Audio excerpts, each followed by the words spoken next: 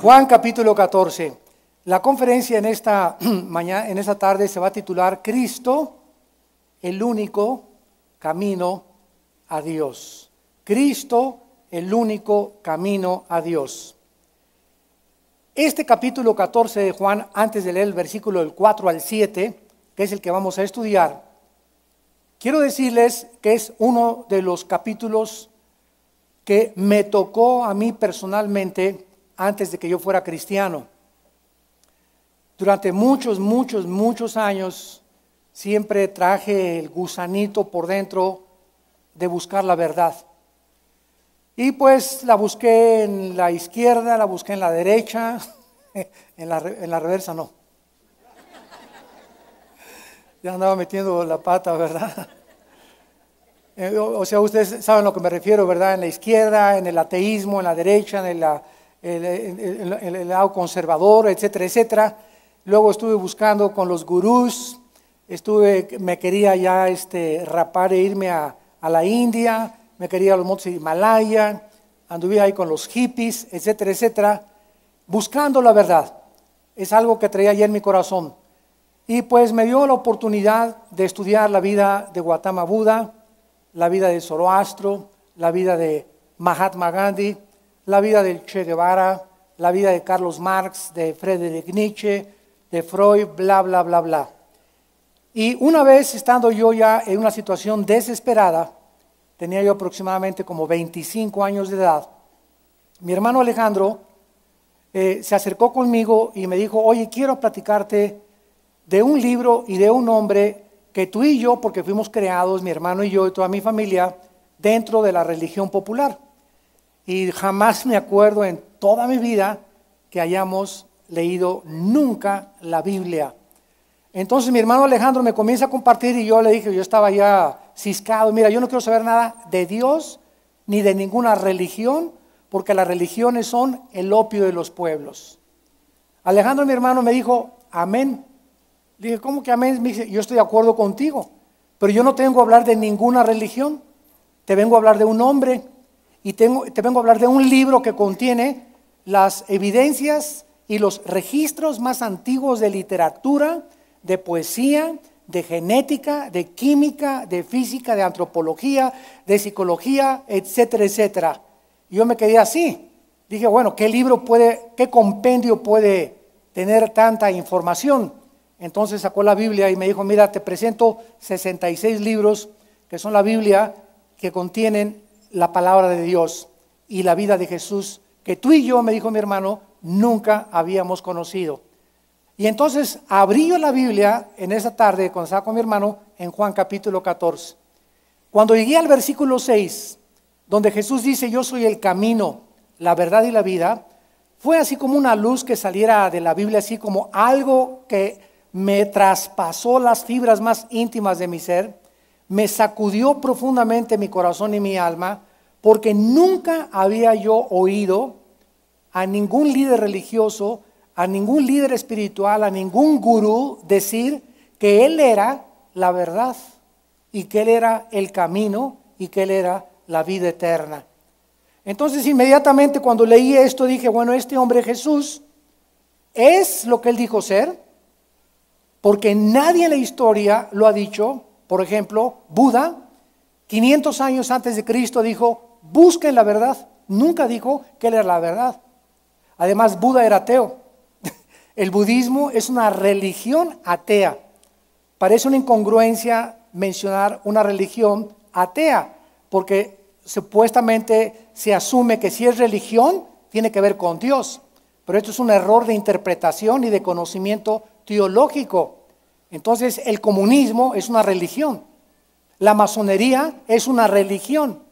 Entonces religión no necesariamente está asociada con Dios, sino con sistemas de pensamiento, con preceptos, con mandatos para seguir un camino supuesto, inventado por los hombres. Comienzo a leer Juan 14:6 y entonces digo, Cristo es el loco, fanático, psicópata, maníaco depresivo, esquizofrénico más grande de la historia, o Él es lo que Él dijo ser. Y si Él es lo que Él dijo ser, yo necesito caminar con Él, yo necesito conocerlo para tener la verdad y yo necesito también la vida eterna. Entonces esa tarde, bueno, después de todas estas cosas me puse a pensar y durante algunas semanas estuve piense en Jesús, hasta que una vez a las 4:30 de la mañana, 1974, me despierto, llore y incansado y con unos pensamientos horribles de demonios que me querían matar y que me aventara por la ventana del edificio donde vivíamos. Ahí vivíamos con mi mamá en la colonia Nápoles, vivíamos aquí en México, y le hablé a mi hermano Alejandro, le dije, por favor ven por mí, porque necesito ayuda. Y estaba yo sude, y en ese momento me llevó con el misionero Emilio Anderuz, ahí en la colonia Nápoles, en 1974, donde a las 5 de la mañana me abrió la puerta, me sentó enfrente de su oficina y me comenzó a enseñar la Biblia. Juan 3:16, mira lo que dice aquí.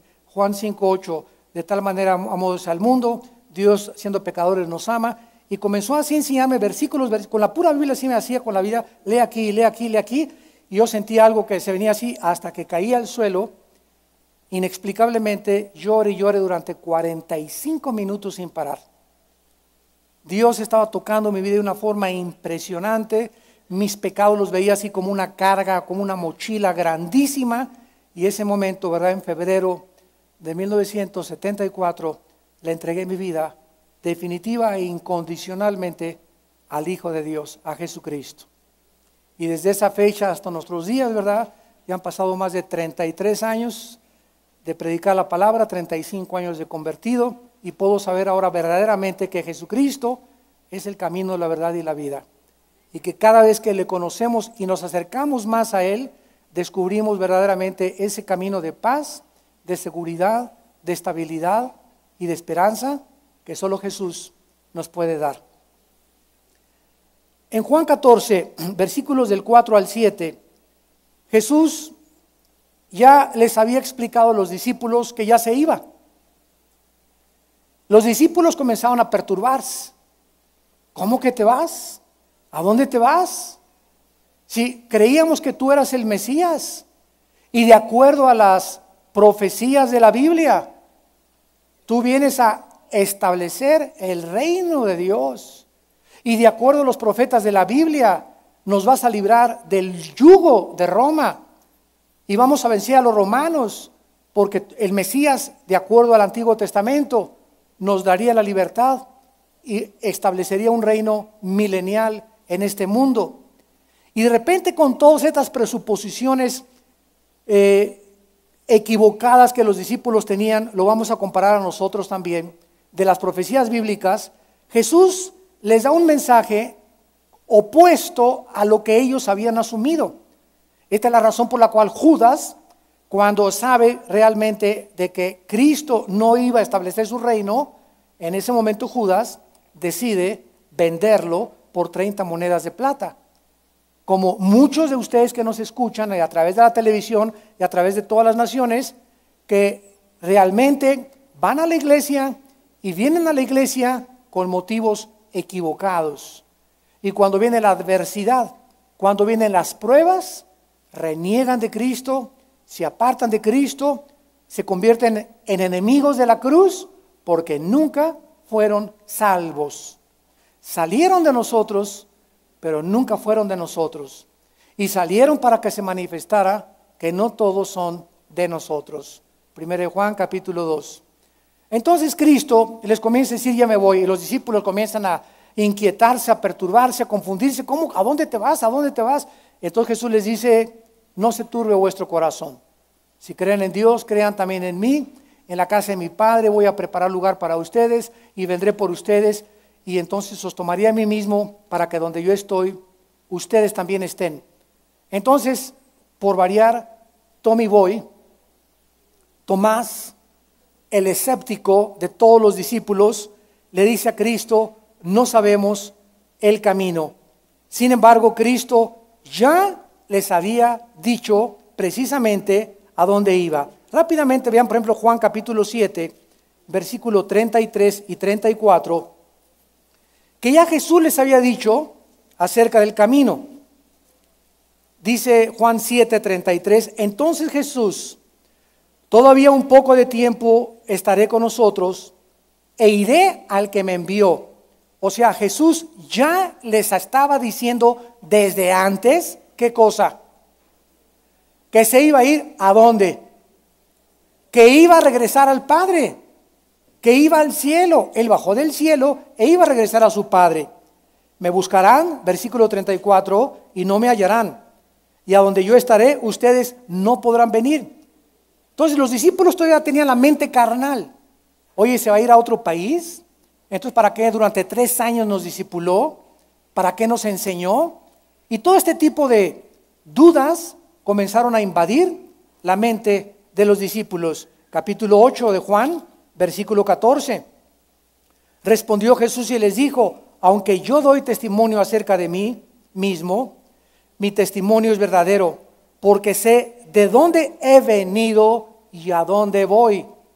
Ellos ya habían creído que venía del Padre, entonces ya era claro que sabían que iba a regresar al Padre. Juan capítulo 16, versículo 5. Pero ahora voy al que me envió y ninguno de ustedes me pregunta, ¿a dónde vas? Versículo 10. De justicia, porque voy al Padre y no me verán más. Versículo 17, todavía un poco y no me verán. De nuevo un poco y me verán, porque yo voy al Padre. De entre todas las religiones que existen en el universo, bueno, aquí en el cosmos donde vivimos en el planeta Tierra, vuelvo a repetir, fundadas por hombres como tú y como yo, ninguno ha dicho yo soy Dios en la carne, más que el Dalai Lama en 1991, que le dijo al Papa Juan Pablo II que él era Dios, el Dalai Lama. Yo me acuerdo que fui de los primeros en enviarle un correo al Dalai Lama, a la embajada en México, y decirle, ¿verdad? Si usted es Dios, díganos cuándo va a resucitar. Si usted es Dios, usted es el creador de la vida. Y si usted es Dios, usted tiene el poder sobre su vida y sobre la de los demás. Entonces, aunque ha habido personas que no están coherentemente ni mentalmente sanas, se han atrevido a decir que son Dios, ¿verdad? Como el gurú Maharaji, al llegar a Los Ángeles, anunció a la prensa, en este momento Dios está aterrizando. Hay otro señor de otra secta que lo puedo mencionar, creo que se llama Juan Carlos Ramírez, no sé qué cosa, de Miami, que dice que él es el hijo de, primero dijo que era el anticristo, ahora dice que él es Dios. Y cuando él se entra al púlpito, un maestro de ceremonias dice, damas y caballeros, con ustedes en este momento, Jesús, el Hijo de Dios en persona. Y le aplauden y tiene una congregación como de 1000 personas. Entonces, imagínense la capacidad del engaño que existe en la mente para poderse llevar. Dicen que todos tienen diferentes seguidores y todo líder tiene también seguidores, para bien o para mal. Entonces, de entre todo este cúmulo de yo soy Jesús o yo soy el Cristo o yo soy el Mesías, etcétera, etcétera, viene un hombre que es el que bajó del cielo hace 2000 años y murió en la cruz por nosotros, para decirnos que Él era la verdad. En Juan capítulo 13, o sea en el versículo anterior, ya Jesucristo les había dicho en el versículo 33, antes del 14, Juan 13, 33, hijitos, aún estaré con ustedes un poco, me buscarán, pero como dije a los judíos, así les digo ahora a ustedes, a donde yo voy, ustedes no pueden ir. En esto conocerán mis discípulos si tuvieran amor los unos por los otros. Entonces, ¿por qué Tomás, después de 3 años de andar con Cristo, se acerca y le dice, no sabemos dónde vas? ¿Cuál es el camino? Cabeza de calabaza, Tomás. Pero no nos apresuremos a juzgarlo, porque aun cuando estaba contradiciendo a Cristo con escepticismo, no sabemos a dónde vas. ¿De qué estás hablando, Jesús? No sabemos el camino. Ahí estaban todos los discípulos atrás de él que no se atrevieron a decirle a Cristo lo mismo, creyendo todavía que Cristo iba a bendecirlos, a establecer su reino y a reinar aquí antes de que él se fuera. Y este era su problema. no querían entender ni aceptar la verdad, porque solamente todavía ahí los discípulos creían que Cristo era el libertador político del imperio romano. Muchos cristianos se encuentran igual. Por eso dije, no nos apresuremos a juzgar a los discípulos, porque hay muchos cristianos ahorita sumidos en el escepticismo. ¿Qué voy a hacer? Perdí el trabajo. ¿Cómo que qué vas a hacer, cabeza de chorlito? Tú eres cristiano y estás diciendo, ¿qué voy a hacer ahora sin mi novio? ¿Qué voy a hacer ahora sin mi esposa? ¿Qué voy a hacer sin el seguro social? ¿Qué voy a hacer si sube la gasolina? ¿Qué voy a hacer si me quitan el trabajo? Con el escepticismo y la incredulidad, cuando tú sabes qué vas a hacer. Jehová es mi pastor y nada me faltará. Y ahorita hay una adversidad y están soplando vientos y veo nubes negras en mi vida, pero la fe me hace traspasar las tormentas y volar como el águila arriba, porque yo sé en quién he creído y sé que Él es fiel para guardar mi depósito en esta vida y en la otra vida. Hay cristianos todavía sumidos en la confusión, dudando de las promesas de Dios. Es que yo creí que en esta vida me ibas a sanar y creí que en esta vida me ibas a prosperar y a ser rico, con desánimo y con desconfianza en el futuro. En Juan capítulo 8, versículo 19, Cristo les dijo, ellos le dijeron, ¿dónde está tu Padre? Respondió Jesús, ni a mí me conocen ni a mi Padre. Si a mí me conocieran, a mi Padre conocerían. Jesús te dice lo mismo en esta tarde.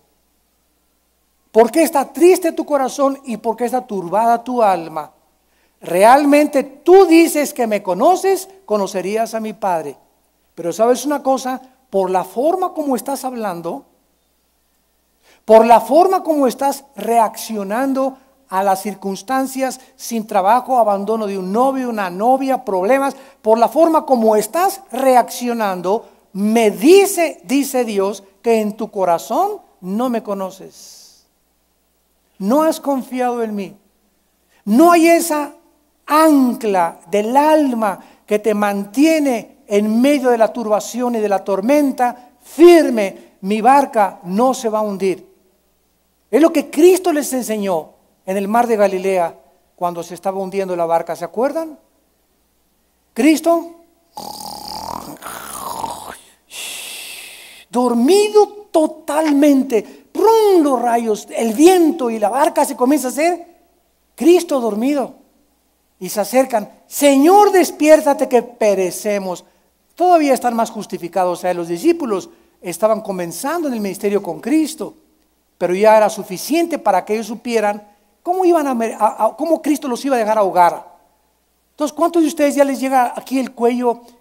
Yo me pregunto, ¿qué hubiera pasado si la barca hubiera comenzado a hundirse? ¿Qué hubiera pasado? Pues si se comienza a hundir, Cristo se comienza a hundir con ellos, ¿no? Y si la barca se hunde, estarían ellos así en el mar, y hasta aquí, hubiera dejado Cristo que les llegara hasta aquí el agua para rescatarlos. Pero sin embargo, no dejó ni que les llegara a los pies el agua. Se levantó Cristo y les dijo, ¿dónde está su fe? ¿Por qué crees que te vas a ahogar? ¿Crees que te voy a dejar morir? ¿Crees que voy a dejar que tus problemas te ahoguen? ¿Crees que en esta vida yo he vencido al mundo? Entonces, tú estás viviendo conmigo en tu corazón. No tengas miedo de los hombres, no tengas miedo de las circunstancias, no tengas miedo del futuro. El futuro, aprende lo que aprendiste del futuro. Si el futuro es amenazador, déjalo. Si el pasado aprendiste, vive el presente. Jehová es mi pastor, yo soy el que soy, dice el Señor. No podemos nosotros vivir de esta manera. Dice la Biblia en Hebreos capítulo 2, que cuando los judíos comenzaron a dudar también después de la muerte de Cristo, que Él era el Mesías, el escritor a los Hebreos, capítulo 2, les dijo, es necesario que con más diligencia atendamos las cosas que hemos oído, no sea que nos deslicemos. Y esta palabra deslizarse, para reuro en el griego, es la palabra que se usa cuando un barco llega al muelle y lo amarran a unos postes para que el barco ya no se aleje del muelle y ahí se quede anclado en el muelle. Y cuando se quitan las amarras, entonces se desliza el barco hacia el mar. Entonces dice la Biblia que si nosotros no nos amarramos a este libro que es la Biblia y no atendemos y abrimos los oídos a la Biblia y a la palabra de Dios, nos vamos a desamarrar de la Biblia y el mundo y la corriente del mundo nos va a arrastrar.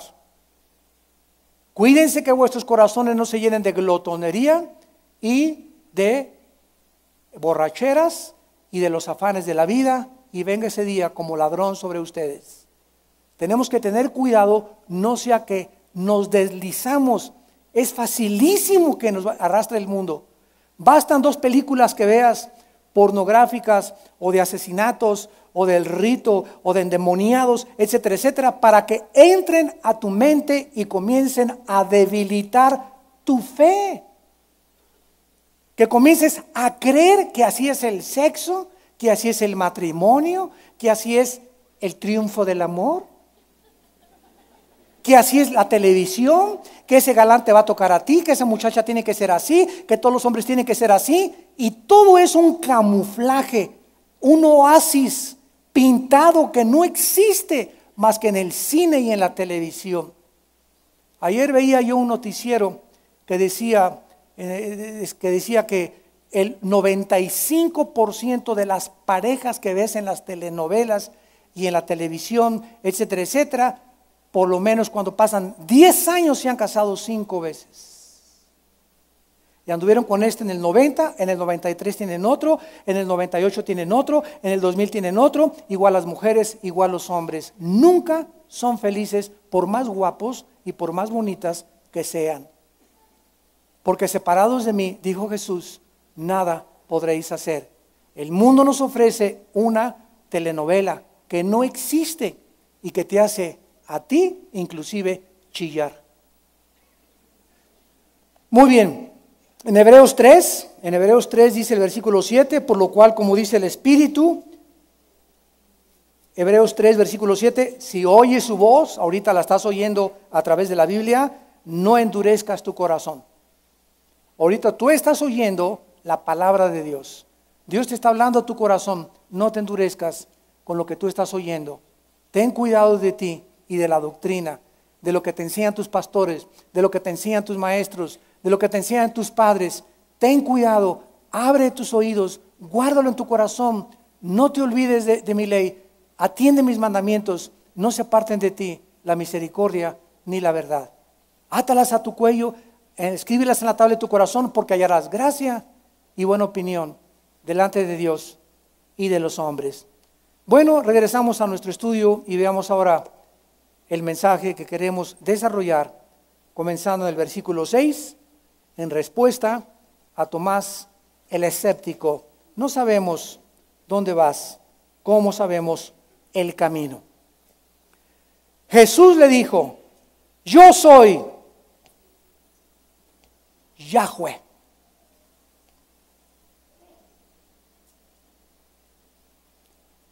En Éxodo capítulo 3 y capítulo 4 en el Antiguo Testamento, cuando Moisés le dijo a Dios, oye, voy a ir ahí a Egipto, ¿cómo te llamas?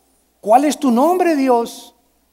Entonces Dios le dijo el famoso tetagrama, Yahweh, que son letras sin vocales.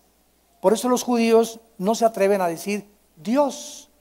Ponen D, guión, os, no ponen Dios, dicen que es demasiado santo para pronunciar el nombre de Dios y lo cambiaron por Adonai, que significa el Señor.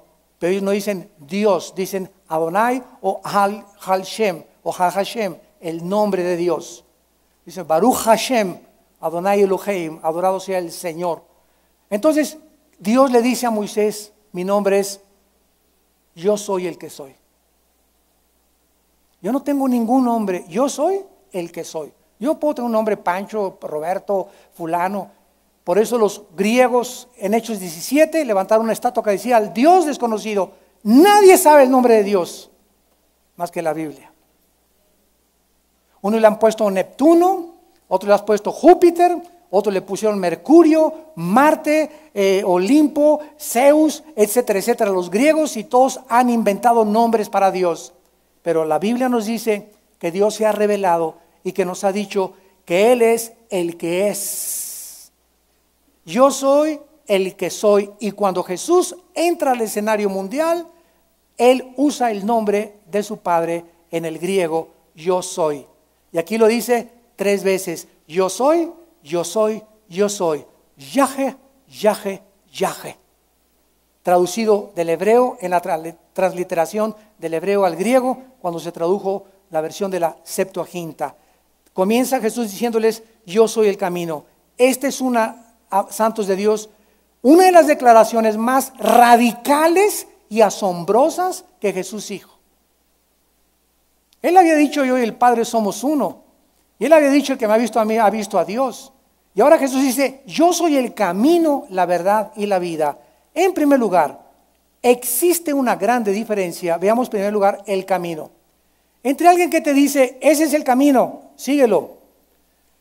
Pues mira, sigue el camino de esta religión o sigue el camino. Y otra cosa es decir, sígueme a mí. Yo te voy a llevar al final de la vida. Nadie se ha atrevido a hacer esto. El Dalai Lama, aunque dijo que él era Dios, nunca se ha atrevido a decir, ¿verdad? Síganme a mí, yo tengo la solución y la fórmula para la vida. La persona que guía a alguien a su destino se convierte, lógico, él mismo en el camino. Jesús no solo señala y nos dice, pórtense bien, caminen en la vida, sino que Jesús nos dice, agárrate de mi mano y no te sueltes, porque yo soy el camino. En otras palabras, yo no te vengo solamente a decir, ese es el camino, sino yo soy el camino, yo soy el camino, agárrate de mí. Si caminas conmigo, llegas a tu meta. Si te sueltas de mí, pierdes el camino, porque yo soy el camino. Y el camino está escrito en la palabra de Dios. Jesús no solo señala cómo caminar a través de la vida y cómo acercarse a Dios, sino que Él personalmente nos dice que solo con Él llegamos al final. ¿Qué necesito para llegar al final con Cristo? Todos los días tener comunión con Él. Todos los días. 1 Corintios 1:9, fiel es Dios que nos llamó a la comunión con su Hijo Jesucristo. 1 Juan capítulo 1, y este es el testimonio que nos ha dado vida eterna, y este es el testimonio que les anunciamos para que tengamos comunión unos con otros, y nuestra comunión verdaderamente es con el Padre y con su Hijo Jesucristo. En Hebreos capítulo 10, versículos 19 al 20, dice la Biblia, Hebreos 10, 19. Así que, hermanos, teniendo libertad para entrar en el lugar santísimo por la sangre de Cristo, lean con cuidado el versículo 20, por el camino nuevo, o sea que antes de Cristo, el camino era Dios a través de los sacrificios, y se les decía a los hebreos, hagan esto, no hagan aquello, aquí está la ley. Pero habiendo aparecido Jesucristo en persona, Dios en la carne, me dice Dios, ahora yo soy el que los símbolos, las fiestas, los tipos, el Shabbat y todo el Antiguo Testamento hablaba de mí. Ahora que yo aparezco en persona, en vivo y a todo color, todo el Antiguo Testamento, los tipos, los símbolos, etcétera, etcétera, han dejado de ser. No estoy aboliendo la ley, simplemente que ahora todo tiene su cumplimiento en mí. Colosenses 2, 16 y 17. Por tanto, ahora ya nadie te juzgue si celebras la Navidad, ya nadie te juzgue si celebras el domingo, ya nadie te juzgue si comes carne o no comes carne, si eres vegetariano o no eres vegetariano, si celebras el sábado o celebras el domingo o el lunes, el martes, dice Colosenses 2:16, porque todos eran las leyes. Ahora nadie los juzga en cuanto a comida, ni días de fiesta, ni luna nueva, porque tú eran sombras. Ahora en Cristo Tú eres cristiano, el domingo trabajas en el hotel Sheraton, entonces no puedes venir el domingo a trabajar y voy a pecar. No, tú tienes que trabajar y vas a trabajar el domingo en el hotel. Entonces el lunes para ti es tu día, tu Shabbat. Y Dios no está enojado contigo porque Él sabe que tienes que llevar la comida a tu casa. No tiene que ser el domingo porque la mayoría descansamos. Pero si tú trabajas el domingo, entonces Dios te da el martes o el lunes, el día que tú escojas, pero que sea un día a la semana donde trabajes, donde descanses con toda tu familia, donde te olvidas del mercado, te olvidas de tu puesto, te olvidas de tu taller mecánico, del consultorio, de lo que sea. Tienes que descansar para poder reponer y recargar las pilas mental y físicamente. Por eso son 6 por 1. 6 por 1 es el mecanismo humano. Somos como un reloj. 6 días de trabajo por 1 descanso. 6 por 1. 6 por 1. Hay muchos que son 7, 7, 7, 7, 7, 7, 7, 7. 1 cada 4 meses. Por eso vas a aparecer en el psiquiátrico. Por eso estás con chochos. Por eso dicen en inglés burn out. Te estás quemando. ¿Por qué? Porque no has aprendido a que hay un balance entre necesito un día a la semana olvidarme de todo. Vine a la palabra de Dios, refrescarme, otra vez los principios morales, ir hoy en la tarde si quiero ver una buena película con mi familia, o a Chapultepec, o al teatro, o a algún museo, pero hoy me olvido de todo, mi radio lo dejo en la casa, mi celular lo dejo en la casa, mañana veo todas mis llamadas, no veo ni correo hoy descanso literalmente. Eso es lo que Dios quiere decirnos cuando Cristo apareció en el mundo. Muy bien, dice en Hebreos 10, el camino nuevo y vivo, ahora es un camino vivo, que Él nos abrió a través del velo, esto es de su carne. Acerquémonos a Dios con corazón sincero. Ya no necesito, dice la Biblia, para acercarme a Dios, venir con un hombre, écheme su bendición. Le pido que le pida a Dios por mí. ¿Y cuántos cristianos siguen así? Ya al ratito hasta su escapulario van a sacar. Ya no necesitas, tú puedes decir, ore por mi familia, ore por el matrimonio, todo eso, absolutamente. Pero ¿cuántos siguen creyendo que si el pastor ora por ti, ya vas a tener trabajo? Ore por mí porque no tengo trabajo, ¿verdad? Mira, ahí hay un buzón de oración allá al final del pasillo. Apunta una tarjetita, oren por la familia y oramos muchas veces por ti. Pero no esperes más que de Dios el milagro, no de los hombres. Hermano, écheme su bendición y su absolución. Menos, ¿verdad? Menos aceptar que alguien venga y se hinque delante de nosotros. Eso sería blasfemia. Párate, le dijeron los apóstoles a los hombres, somos hombres igual que tú, híncate delante de Dios. Nosotros no somos dioses, los pastores somos seres de carne y sangre como tú y como todo mundo, que solamente te decimos, este es el camino, Dios dice esto para tu vida, pero nosotros no hacemos el milagro de cambiar tu vida, la cambia el Espíritu Santo a través de la Biblia. Regresamos y dice Jesucristo, yo soy el camino, no solamente sigan el camino, sino que dice que eres el camino. Y en segundo lugar, Jesús dice que Él era la verdad. Yo soy la verdad. Existe también una grande diferencia entre decir, como dijo Buda, busquen la verdad.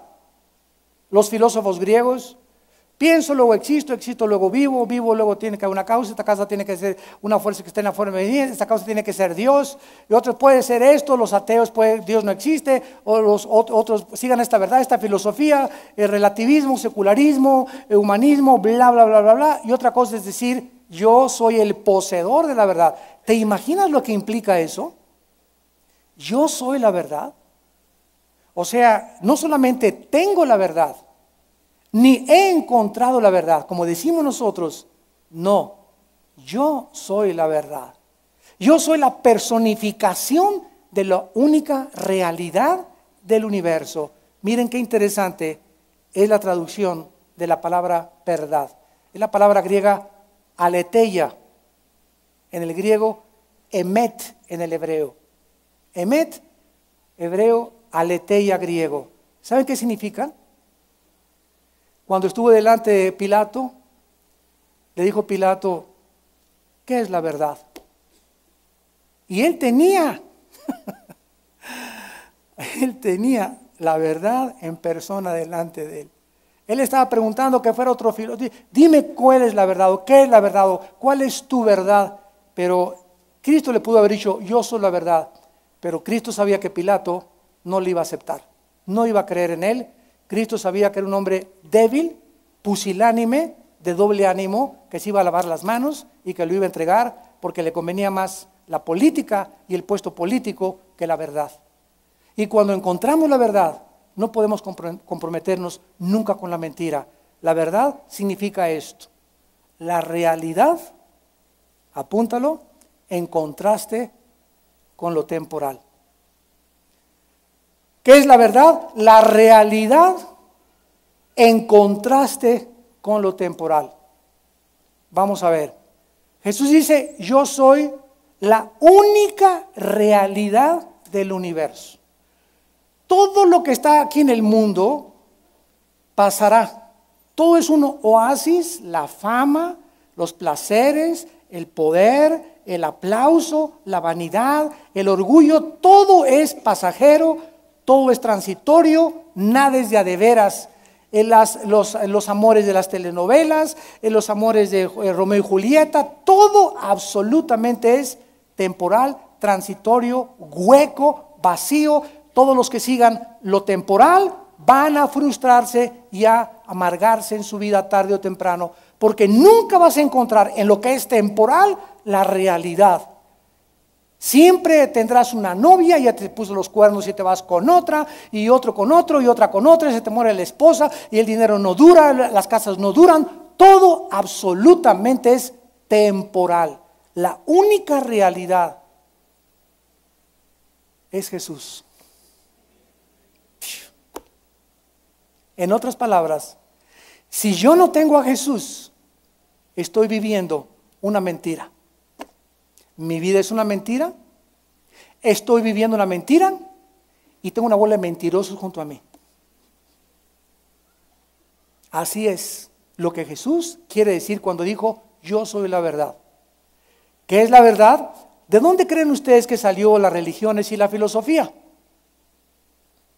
¿Qué es la filosofía? La palabra philos, sophos, que significa amor a los pensamientos o amor a la sabiduría. Entonces todos ustedes y los que nos ven por la televisión, cristianos o no cristianos, todos somos filósofos porque todos tenemos un concepto de la vida. No, pues yo pienso en la vida del amor libre, yo creo en los matrimonios gay, yo creo en esto. Cualquier pensamiento que tú tengas es tu filosofía. Y todos de alguna forma, por buscar la verdad, surgieron los filósofos. Demóstenes, Sócrates, Platón, Aristóteles, todos, pues yo veo así, yo veo aquello, yo veo que la conciencia es la realidad, yo veo que si somos manejados así, pues, y todos están buscando la verdad. ¿Qué son las religiones? La búsqueda de cómo encontrar a Dios a través de métodos inventados por los seres humanos. Llámese la religión que tú le quieras poner nombre. Jesús dice, yo soy la única realidad. Yo soy el camino y la única verdad que existe. Miren lo que dice Juan capítulo 10, versículo 30, 37 y 38. Juan capítulo 10. Qué increíble que Dios no solo nos habla acerca de Él mismo, sino que nos dice que Él es la personificación de la verdad en la persona de Cristo. Dice Juan capítulo 10, versículo 30, yo y el Padre, uno somos. Versículo 37, si no hago las obras de mi Padre, no me creas. Mas si las hago, aunque no me creas, a mí, cree a las obras, para que conozcas y creas que el Padre está en mí y yo estoy en el Padre. Capítulo 14 de Juan, versículo 10, ¿no crees que yo soy en el Padre y el Padre en mí? Las palabras que yo les hablo, no las hablo por mi propia cuenta. Qué increíble que Jesús nunca se haya atribuido. Qué humildad. Qué humildad. Yo no tengo ningún crédito. Las mismas palabras que salen de mi boca no son mías. Es mi Padre hablando a través de mí. Cuando yo sano a una persona, no me vean a mí, dice Jesús, vean a mi Padre obrando a través de mi persona. Cuando he hecho los demonios, los he hecho no en mi poder, en el poder del Espíritu de Dios. Por el Espíritu de Dios he hecho fuera los demonios. Y cuando nosotros morimos a nosotros mismos y me dejo morir en la cruz con Cristo, digo, ya no vivo yo, sino vivo Cristo en mí, Cristo comienza a tomar mi vida de una forma tan poderosa que cuando comenzamos a hablar en el avión, en tu familia, en Navidad, en la comida, cuando oramos, cuando damos gracias, las palabras que salen de nuestra boca son las palabras de Dios. ¿Por qué hablas la palabra de Dios? Porque la tienes memorizada en tu corazón. ¿Cuántos versículos memorizas diarios? Si te paso aquí, ¿me podrías ir a decir de perdí el Salmo 23? ¿Ya de perdís? El 91 ni de chiste. Juan 3:16. ¿Cuántos de ustedes no levanten la mano y nadie se jacte? Yo hace, ok, cálmate San Anselmo. Solamente les digo, sinceramente preguntan, no lo voy a hacer, pero ¿cuántos de ustedes, verdad, podrías en tu caso en la noche leer 50 versículos de memoria? Que le digas a tu esposa o a tu esposo. Desde que te convertiste, ¿cuántos versículos has memorizado? ¿Cuánto de la palabra vive dentro de ti? Si no memorizas y no desarrollas el bendito hábito de memorizar diario 2, 3, 4, 5, 6 versículos, es que no tengo memoria porque no memorizas. No arranca mi coche porque no tiene gasolina. Entonces no puedes, la energía que estamos haciendo es en la carne. Lo que estás haciendo para Dios es en la carne, no es en la energía de Dios, es en la energía de tu carne, y la carne es bien consagrada. Y la carne puede profetizar, y la carne puede echar demonios, y la carne puede hablar lenguas. Jesús dijo, muchos me dirán aquel día, hicimos esto y aquello, y les diré, nunca los conocí. O sea, nunca la palabra vivió dentro de ellos. Y por eso cuando hablas, si le quieres testificar a alguien, no tienes la Biblia, no tienes versículos para compartir. Y eso es la palabra la que da vida. Mis palabras son espíritu y son vida. Josué, día y noche, Josué 1, 8 y 9, día y noche Josué, medita, memoriza mi palabra Josué. No pienses cómo voy a atacar las ciudades. Voy a tomar un curso de inteligencia militar. Voy a estudiar las armas para ver en Canaán cómo podemos vencer a los cananitas. No es con espada ni con espíritu. No es con la inteligencia humana, Josué. Quiero que entiendas esta lección. Tú vas a enfrentar la tierra de Canaán con 7 ciudades enemigas de mí y las vas a vencer si diario meditas en mi palabra. Cuando yo vea que la palabra de Dios está dentro de ti, te irá bien en tu matrimonio, te irá bien en tu noviazgo, te irá bien en tu trabajo, vas a prosperar en lo que tú hagas, todo te saldrá bien, Josué. Si de día y de noche meditas en este libro de la ley. Y no se puede meditar sin memorizar, porque para meditar necesitamos pensar lo que estamos nosotros reflexionando. Cristo también es el comunicador de la verdad, no solamente la personificación de la verdad. Jesús mismo en su persona, en su vida, en sus palabras, nos revela qué es la verdad. Cristo nos revela cuál es nuestro origen, el significado y final de todas las cosas. Nos revela quién es Dios, quiénes somos nosotros, cuál es el propósito de nuestra vida y cuál es nuestro destino final. Todas las religiones están buscando eso. ¿Cómo llegar al cielo? Y todas, pórtate bien, vete de rodillas y de vuelta a tu iglesia, vete en peregrinación, átate una penca de nopales en la espalda, acuéstate sobre las hormigas, regala tu dinero, haz un asilo, compra un orfanatorio, da dinero a los pobres, obras, obras, obras, obras, y esta es la obra de Dios, que creáis en el que le ha enviado. No es por obras, pero las obras cuentan después de la salvación, pero no tratemos de hacer buenas obras para ganar el cielo, porque el cielo lo ganó Cristo en nuestro lugar. Y Cristo también es el libertador de la verdad. En otras palabras, nacimos con la mentira, viviendo una mentira, como decía yo, con amigos mentirosos, a menos que fueran cristianos. Una vez que estemos a Cristo, somos libres de las mentiras. Ya me doy cuenta que no necesito hacer eso, que no hay sacrificios. Ya me doy cuenta que no hay muchos caminos. Ya me doy cuenta que no todas las religiones llevan a Dios. Me doy cuenta que hay un solo camino a Dios y es Jesús. El día que conozcas la verdad te hará libre, dijo Jesucristo. La verdad nos libra de ataduras, de prejuicios, de legalismos, de la religiosidad. Como hay una hermana que a veces manda correos y me pone: con toda humildad y la misericordia de fulana de tal, María Anselma de los Campos Verdes, humilde sierva de Jesucristo, de los santos, de los ángeles, bla, bla, bla, bla. Y me pone una firma, ahí la hermanita pobre, me reservo su nombre, como 15 nombres se pone, o sea, le ganó a Santa Rita de Casia. ¿Qué es eso? Religiosidad. Pone, hermana Rita Méndez, ya con eso, no le pongas ahí, y adoradora de esto, y el otro, y sierva de Dios, y guerrera por los siglos de los siglos, y hasta que Jesús venga, moriré con él, hermano. Esa es religiosidad. Y hay mucha gente así en las iglesias religiosas. Jesús me dijo, sí. Y en tercer lugar, y finalmente, Jesús es la vida. Existe una enorme diferencia entre la ciencia, que no sabe cuándo comienza la vida, por eso los médicos no pueden dictaminar cuándo es un aborto y cuándo no debe abortarse. ¿Qué a las 3 semanas? ¿Qué a las 2 semanas?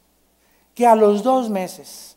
¿Qué a los 3 meses? ¿Quién podría científicamente decir cuándo comienza la vida en el vientre de una mujer humana? ¿Quién lo puede decir? Esto no se puede medir científicamente. Y por eso nosotros no podemos estar a favor del aborto. Porque de acuerdo a la Biblia, Salmo 139, dice que la vida comienza en el estado embrionario. En el momento en que el esperma de mi padre ovuló el huevo de mi madre, se produjo el cigote. En el momento de la fecundación, ahí comienza la vida humana, de acuerdo a Dios. A los 3 días es un crimen, a las 24 horas es un crimen, porque somos humanos en el momento del estado embrionario. Y en ese momento se recibe, se transmite el alma. El alma. El alma se transmite a través de la sangre. No la recibimos de parte de Dios. Porque si el alma la recibiéramos de parte de Dios en el momento de la fecundación, Dios sería culpable porque nacemos con un alma pecaminosa. Dios es el encargado de poner el espíritu cuando nosotros recibimos a Cristo. El alma, dice Levítico 17:11, se encuentra en la sangre. Y cuando se transmite la sangre del varón a el óvulo de la mujer, el varón transmite el alma humana. Cuando María fue embarazada por el Espíritu Santo, José no podía tener relaciones con María ni ovular el huevo de María porque le hubiera transmitido un alma pecaminosa. Le hubiera transmitido la maldición con la cual nacimos. El hombre no tenía que tener parte ni derecho con el esperma en el nacimiento de Cristo. El esperma lo tenía que poner Dios. El Espíritu Santo engendrará, Él te cubrirá y el santo ser será llamado hijo, no de José, hijo del Altísimo. No de César, que también le dicen el Altísimo por sus 2 metros de estatura. Entonces, qué interesante todo esto, ¿verdad? Que nos damos cuenta que ahí comienza la vida humana. Y cuando Jesús dice que Él es la vida, como dice David en el Salmo 139, mi embrión vieron tus ojos. Sígame con cuidado, se les van a fundir los fusibles. Dice en el Salmo 139, mi embrión vieron tus ojos. ¿Se forman los ojos en el estado embrionario? ¿Estaba David hablando una mentira? ¿Qué quiere decir esa frase? mi embrión vieron tus ojos. ¿Saben qué significa esto? Que en el momento en el que nosotros recibimos la vida y el alma humana, como dice la palabra de Dios, en ese momento, de alguna forma, somos impresionados porque fuimos creados a la imagen y semejanza de Dios. Y desde que nacemos en el vientre de nuestra madre hasta que nacemos aquí a la vida física, todos los seres humanos nacen con la presencia y el sentimiento de que Dios existe. Dice Romanos 1, porque habiendo conocido a Dios, no le glorificaron como a Dios. Oye, yo no conozco la Biblia, yo no he conocido a Dios. Los cielos cuentan la gloria de Dios y el firmamento la obra de sus manos. Y la creación y el diseño y la inteligencia nos hablan de que hay un Dios. Los salvajes no van a ser juzgados como nosotros. Los indios, los aztecas, nunca leyeron la Biblia, nunca tuvieron a Cristo. ¿Cómo van a ser juzgados los salvajes? Romanos 2, del 11 al 15, por su conciencia, por la presencia que Dios puso en ellos desde que nacieron. Nacemos todos, como dice Eclesiastés capítulo 3, con la eternidad dentro de nosotros. Los indios sabían que había algo más para allá, adoraban el sol. Los egipcios le ponían comida a sus muertos. Algo les decía que las momias iban a seguir viviendo en algún tiempo. Todos llevamos la eternidad dentro de nuestra alma, que nos es transmitida en el momento de la fecundación. Así que cuando Jesús dice que Él es la vida, nos está diciendo que Él es la persona que apareció hace 2000 años. Él es la causa de los mosquitos, de las moscas, de la vida biológica, la vida animada, de los hombres, de todo lo que tenga vida biológica o espiritual animal, es Cristo. Y a Él lo crucificaron. Querían matar a la vida. Querían crucificar y quitarle la vida al que dijo: yo soy la vida y la resurrección. Qué tontería, ¿verdad? Si el diablo hubiera tomado unas clases de teología y hubiera ido a algún seminario a prepararse un poquito mejor, como dice 1 Corintios capítulo 2, si los príncipes de este siglo hubieran sabido que iban a quitar la vida al Rey de la Gloria, nunca lo hubieran crucificado. Entonces el diablo no es omnisciente, no todo lo sabe, su conocimiento es limitado, lo mismo que el de nosotros. Solo Cristo es Dios. Y terminamos cuando Jesús dice: nadie viene al Padre sino por mí. Otra vez, Jesús les repite: voy al Padre.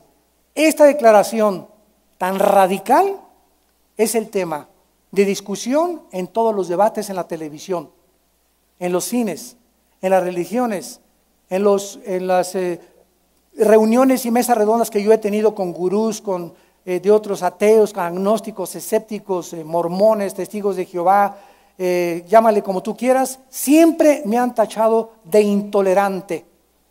¿Cómo se atreve usted, señor Aldushna, a decir que usted tiene la verdad? Yo no digo que tengo la verdad, ¿verdad? Yo digo que Jesús es la verdad y que Él es el único camino. Y se enojan porque hay un solo camino. El mundo quiere que haya muchos. Y cuando yo digo Jesús es el camino, todos están mal. Porque todos los que están en esa mesa redonda, todos, de acuerdo a sus religiones, ellos creen que van por el buen camino. Pero ¿sabe una cosa? Acabo hablándoles filosóficamente y les digo: cierro la Biblia, apelemos a la lógica elemental. Entonces, si todos estamos de acuerdo y todos tenemos la verdad, entonces hay muchas verdades y no hay una sola verdad absoluta. Y para que sea verdad tiene que ser absoluta. Esa tiene que ser la verdad. Tú no puedes decir que tienes la verdad y tú la verdad y tú la verdad, porque todas se contradicen entre nosotros. Lo que dicen los mormones contradice a los testigos de Jehová. Lo que dicen los testigos de Jehová contradice a los brujos. Lo que dicen los brujos contradice a la nueva era. Los que dicen los de la nueva era contradice a Oprah, la conductora, la negrita en Estados Unidos, que dice que Jesucristo es una blasfemia. En fin, y todos dicen lo mismo. Entonces no pueden todas ser verdad, porque filosóficamente todas se contradicen unos con otros. Todos los temas de pensamiento chocan con el otro. Imposible que todos seamos la verdad.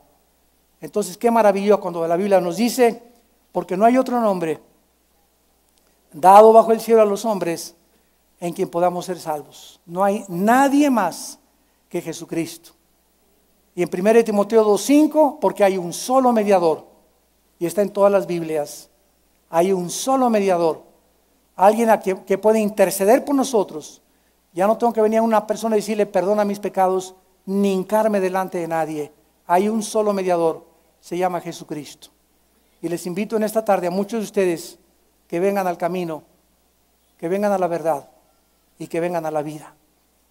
Y vas a conocer la verdad y vas a ser libre por primera vez en toda tu vida. Gracias por tu palabra, Señor. Gracias, Jesús, porque tú eres el camino, la verdad y la vida, el único camino a Dios. No hay otro nombre dado bajo el cielo a los hombres en quien pueda el ser humano ser salvado de su alma. No hay muchos Mesías, no son muchas las verdades, no son muchos los salvadores, es uno solo, Jesucristo. Te damos gracias por haberlo enviado al mundo, Señor, y habernos mostrado que a través de Él nuestra vida puede ser transformada, que a través de Él podemos tener la vida eterna y con su muerte en la cruz el perdón de nuestros pecados.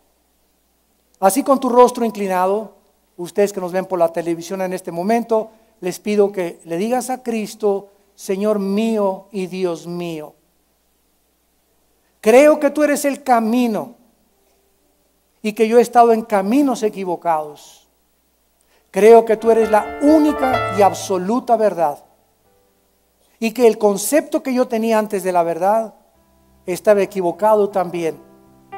Y creo que tú eres la vida eterna.